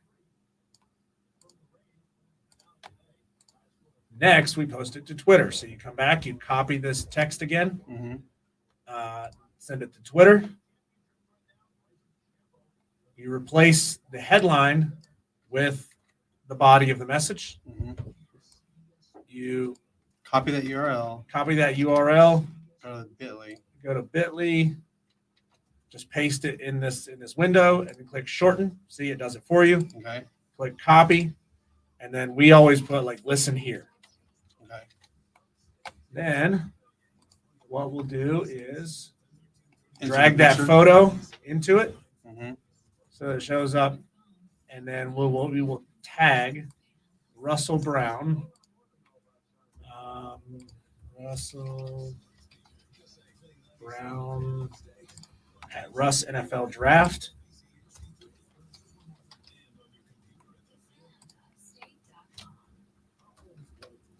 And then he is on Fantasy Pros, because Fantasy Pros is a massive account. We want to tag Fantasy Pros too. Right. Because there's a chance that you never know They can play that it. they could retweet it.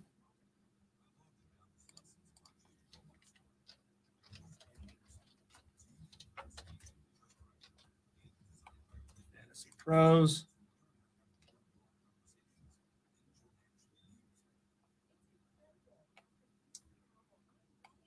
And then we tweet it. That's it. That's it. Awesome. So with and like I said, you will probably want to do all this stuff after you'll want to do all the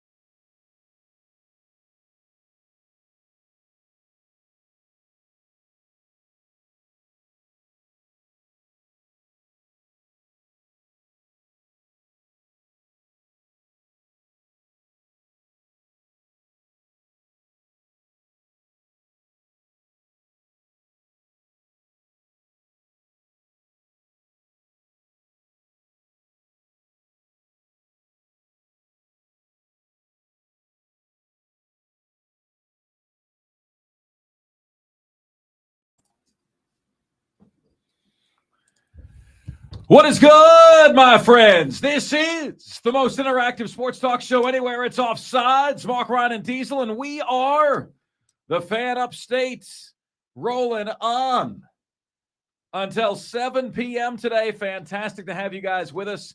We know there's a lot of choices out there. We truly do appreciate you making us a number one for you. 844-FAN phone is the number. That's 844-326-3663. And the text line is there for you at 71307. Just start your text with the word fan, and away you go on the show. It is time for us to do that jam. We call it the Top 5 at 5. The top 5 biggest sports stories of the day, the top 5 topics we're discussing. Ladies and gentlemen of the Upstate, Offsiders, the Top 5 at 5 starts right now. And now, the Top 5 at 5. And 5, 4, 3, 2, 1. Hit it. 5. At number 5. Now the national media is going at it about Ja Morant. We had an open and honest conversation about it the other day. And even making myself vulnerable and saying, okay, can somebody explain to me, you know, if Ja Morant didn't break a law, why this is such a big deal? And again, I wasn't asking that trying to defend him. I was legitimately asking, I'm curious, what is it about this that is such a huge deal? You are allowed to own guns. You are allowed in some states to conceal carry. I think Diesel's told us that South Carolina is an open carry state, right?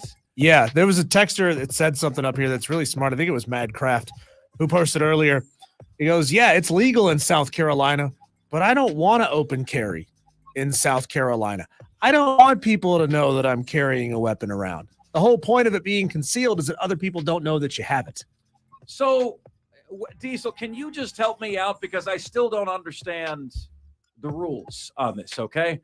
Does open carry mean that it can be in my belt loop when I walk in a store? Is that what open carry means? Does it mean I can be in my hand? It doesn't mean I cannot be in your hand. Okay. That is legally brandishing a weapon. Okay. Open carry means that you can have it in a holster that is visible outside of your clothing. Concealed means that it's hidden underneath your clothing. So there you go. Ja Morant, twice in the last 3 months, has been openly brandishing a weapon, first at a club, then in his friend's car. We've known he got suspended for it. I was trying to understand, why he was doing that. I don't know why he wants to be a gangster. But now what you have is major national personalities going toe-to-toe. First, you're going to hear J.J. Redick openly, seemingly defending Ja Morant, trying to help him prevent a major punishment. Then after, we'll hear from Charles Barkley, who goes in on J.J. Redick. First, here's J.J. Again, we can go into the backstory of the incident with the teenager. Ja's claiming self-defense, that the teenager threw the ball in his face. We can go into the incident at the mall when he yelled at his security guard. We can go into the incident with the Indiana Pacers traveling party. As far as we know, all of these things have been investigated and no law has been broken. I'm not condoning the behavior. I'm not saying there should be no punishment.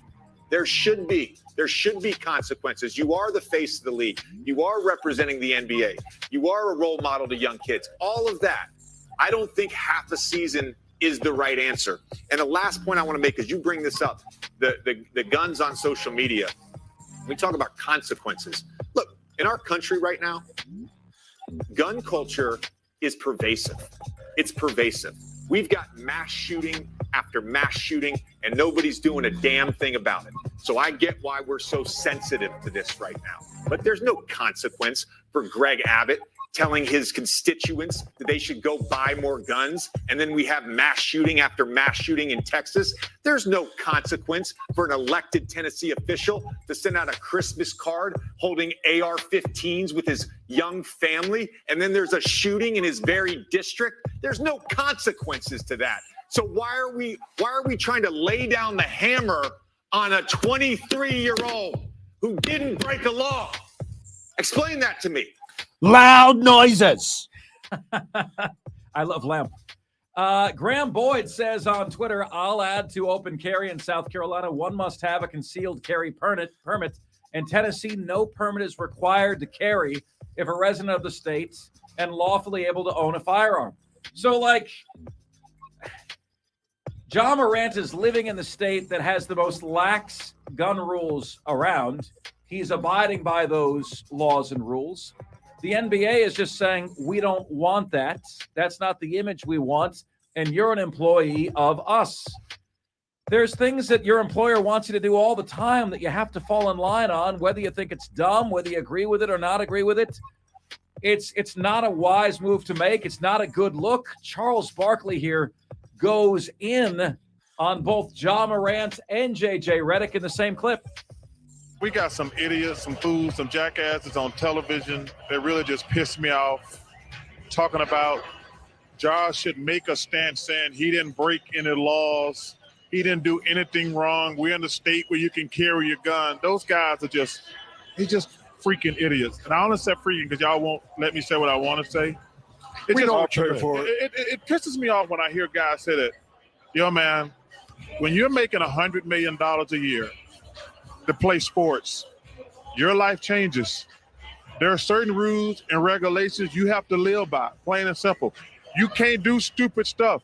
That's the trade-off. Now, if you want to do all that stuff and give all that money back, more power to you. You can make that stand. Say, you know what? I want to do what I want to do. I want to flash my gun and make videos and do things. Okay, that's fine. But you can't make money on the NBA doing this stuff. I just hope that he grows up and realizes, like, yo, man, first of all, you're not a thug. You're not a criminal. You're not a crook. You're a guy making $100 million a year to dribble a stupid, $200 million to dribble a stupid basketball. And you hit the lottery. We all hit the lottery to do something. There's people out there work 9 to 5, 8 and 9 hours a week, gonna make $25,000 a year. They will kill to be in our situation. By the way, who's working 80, 90 hours a week and only making 25 grand? That's tough to do, Charles. That's brutal, man. That is tough. By the way, Charles is right. JJ, I get his point, but Ja's got it coming to him because they already had this meeting. This isn't the first offense. Adam Silver's, they already had the whole, but I didn't break a law conversation. That conversation's already been had. Adam Silver's already explained himself. Ja Morant has it coming to him, Diesel. I think this is going to be, in terms of the number of games, it's a suspension. It's going to be a 2-digit number, and it's going to be first digit 5 or 6. 2-digit number, first digit 5 or 6. It's funny, Mark. We had somebody earlier in our YouTube stream call JJ Redick some sort of a whiny liberal when he's the one arguing for Ja Morant's Second Amendment right to carry a gun. It's crazy. Like, what are we doing? What are we doing exactly, folks? Next up. 4. I'm going to ask you to define success for Cade Klubnik in 2023. Okay, that's the challenge for you here. We have a clear medal stand at Clemson quarterback. All right? Taj Boyd is the bronze medal winner. Had a quarterback rating at Clemson of 155.2, 107 touchdowns, 39 picks. Trevor Lawrence is the silver medal winner. Had a quarterback rating of 164.3, 90 touchdowns, 17 picks. Deshaun Watson, by you, the Offsides listener, is the gold medal Clemson quarterback. Rating of 157.5. 90 touchdowns, 32 interceptions. What do they all have in common? All had a quarterback rating at Clemson of between 155 and 164. All had a touchdown to interception ratio of 3 to 4, like between 3 and 4 touchdowns for every 1 interception they threw. DJ Uiagalelei, we can all agree, failed at Clemson, right? Like, we would not consider his run to Clemson a success. His rating at Clemson was 125.1. So what is success for Cade Klubnik in 2023? And do you believe he enters the medal stand all time for Clemson quarterbacks? I think Cade Klubnik can be good. I'm going to say he falls short of the medal stand, and because of that, Clemson falls short of winning a national championship, potentially, with Cade Klubnik. Not going to rule it out, but potentially. Then you look at these guys coming out of high school. Deshaun Watson was the number 2 dual threat quarterback in America, number 81 player in the country. Trevor Lawrence was the number 1 quarterback in America and the number 1 player in America. Sheesh. DJ Uiagalelei, you kind of give him a little bit more of a pass when you hear this. The number 104th ranked player in the world and the number 9 ranked quarterback. And Cade Klubnik was the 13th best player in America and the number 2 rated quarterback. Cade Klubnik far more in line with Deshaun and Trevor than DJ Uiagalelei was from a talent standpoint coming out of college. So can Cade do what the others did and have a QB rating between 155 and 164? A touchdown to INT ratio of 3 or 4 TDs to every 1 pick that you throw? What do you guys think? 71307 on the text line. Next up. 3. We are asking you guys today for the most embarrassing injury you have ever suffered. Okay? Diesel asked somebody to hammer him when he was pitching a tent on his knees. Is the context important there, Diesel? That's pretty close. Yeah, pretty close? Yeah. I got stung in the asha by a wasp that flew up my shorts right before a soccer game with full stands, with me holding my bottom and screaming.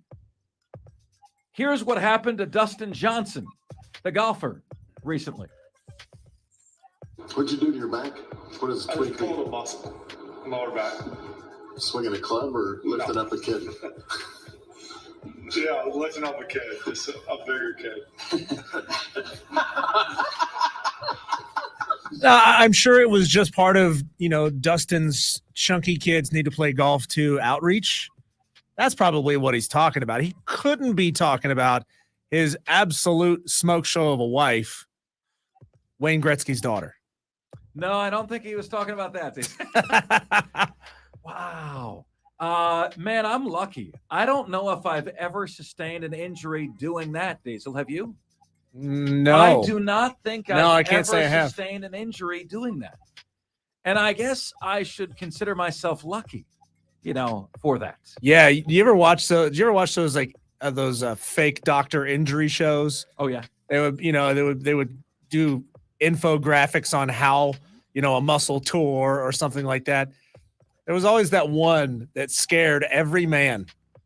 So the woman was in this position, he was in this position, and she came down a little too hard and basically snapped it in half. Every guy is terrified of that injury.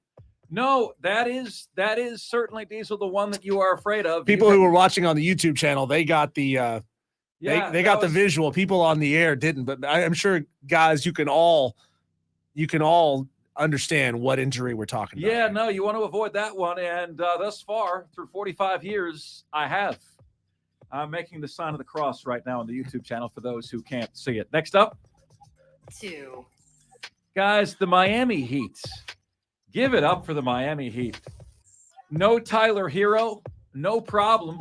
If they make it to the NBA Finals, they could get Tyler Hero back. Jimmy Butler was asked before the series against Boston if they had enough to win the series, and he said, "Hell yeah, we have enough to win the series." I didn't believe it. Many people didn't believe it. And yet Miami goes into Boston and wins game 1. Unbelievably. And so I think, folks, here is the issue, right? Boston, Jaylen Brown has number 2 ability and number 1 mentality. Jason Tatum has number 1 ability, but number 2 mentality. They don't have a Jimmy Butler who has number 1 ability and kick your ass mentality. That's what Jimmy Butler possesses. And they don't have that superstar who has that dog in him. Jimmy Butler wants everybody to know that he knew the Heat had every chance to win in this series. Damn right. I did. Damn right. We did. And the best part about it is we still don't care what none of y'all think. Honestly speaking, we don't care if you pick us to win. We never have. We never will. The words of Jimmy Butler and the Miami Heat. Unbelievably, Miami goes to Boston. I can't even put into words the level of underdog that they were heading into that game.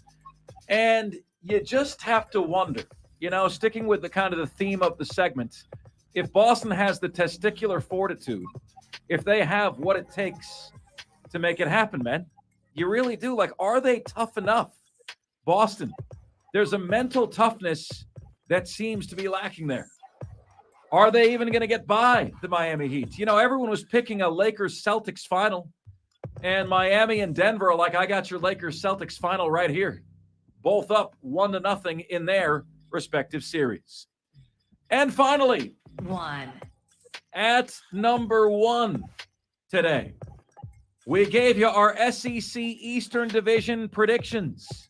We're going to give you our SEC Western Division predictions in the next segment, but here we go. Over and under. Georgia's over-under is 11.5 wins. I say they go over. They finish a perfect 12-0. Diesel thinks they trip up somewhere. They go 11-1. I don't think against this schedule. Likely cases for a trip up could be South Carolina, at Auburn, Kentucky, Florida, maybe at Tennessee. Their most difficult game of the year. I just don't see it. Georgia 12-0.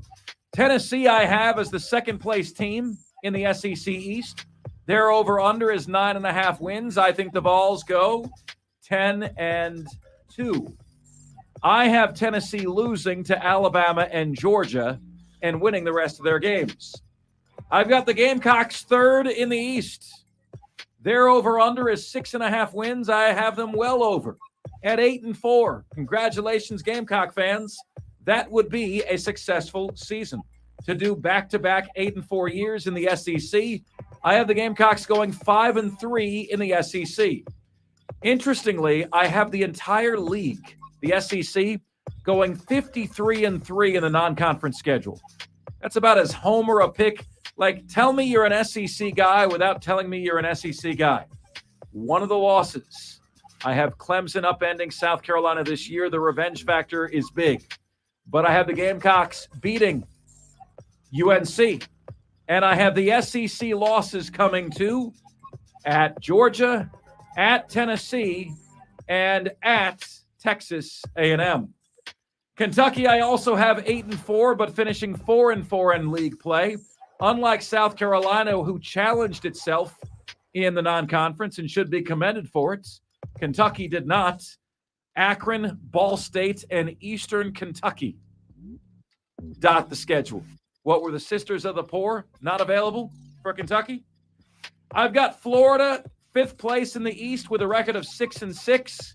I think the Gators could really bottom out this year before resetting themselves with a good quarterback, DJ Lagway, and a good recruiting class coming in. But I'm wondering where the wins are. You've got Utah and Tennessee, two of the first three games. You have at Kentucky. Would you pick Florida to win at Kentucky today? I wouldn't. How about at South Carolina? Probably a no there. Georgia at LSU. The way I see the schedule breaking down, the Gators will have to beat Florida State to become bowl eligible. You're not picking Florida to beat Kentucky without Will Levis? No, I'm not, Diesel. Wow. Not at Kentucky. I've got the Gators beating Florida State to become bowl eligible and going 6-6. Then I got Missouri, 6th place at 5-7. Eli Drinkwitz gets fired after this year, Diesel. They're going to go 2-6 in SEC play. And I've got Vanderbilt 4-8. They win their 4 non-conference games: Alabama A&M, Wake Forest, Hawaii, and UNLV, and then lose every game they play in the SEC. I would still rather have that generational money and get fired, though. Like, it's not embarrassing. It sucks to get your first Power 5 job and then fail miserably like Eli Drinkwitz did. But, man, I'd sure as hell love that probably, $15-20 million he made and be labeled a failure. And those are today's top 5 at 5. Yeah. How much would it cost for you to be willing to be labeled a failure? Commissioners are paid $20-30 million a year in sports. They're being paid for people to hate them. Like they're saying, I will willingly accept being hated by people in order to make $20-30 million a year. Roger Goodell walks out on that stage every time he gets booed. All right. Let's see here. Texter says, came in at number 3. What's the best way to catch the whole top 5 at 5 besides being in the car right at 5 o'clock? Diesel, what would you say to them? Number 1, the podcast for the 5 p.m. hour should be posted around 6:05. You can find that on the website at thefanupstate.com. You could also, if you have the Odyssey app and you're signed in with a profile, with an account, you can rewind and jump back to a specific timestamp. That's an awesome thing that you can see segment by segment what we talked about, and you can jump back to those segments in the Odyssey app. There you go. That is what you can do, my friends. All right, coming up next. Or you can get your ass here on time. You feel for the people, though, Diesel, that get in that are leaving work at 5. Yeah. And they're in their car at like whatever, 5:10 or Sneak whatever. out. That's all I can say is sneak out early. No, we're going to be available for you at your time. You do what Diesel wants you to do.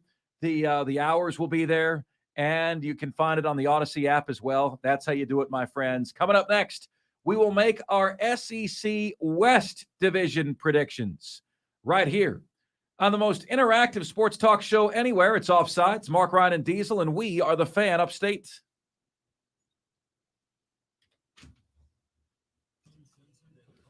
Stream, it's been a blast. Thank you for joining in today. We picked up another couple of subscribers during the show today. We started at 172. We are now at 175. So, hey, thank you to the 3 of you who jumped onto the bandwagon on the YouTube channel on today's show. Thank you so much. We appreciate you guys. Have a great afternoon and evening. And man, thanks so much. We love seeing all. I'm pointing right now at all the comments that are on the YouTube channel, man. Thank you guys huge so number much. of comments. You know, when I was growing up and like wanting to do this, I loved watching shows. I don't know, Diesel, would you agree? Like you learn so much more about the inner workings of the show watching the show. I just find it more entertaining than just listening. It happens when I forget to block the video and the audio stream when I was teaching Brandon how we do our podcasts. Okay. And we got people saying that, man, we appreciate the insight on the show. Happens all the time. You can catch the inner workings and how our minds work and how we communicate and all the nonverbal communication, all that stuff. But we appreciate so much you guys being a part of this, man. We love you. We'll see you tomorrow.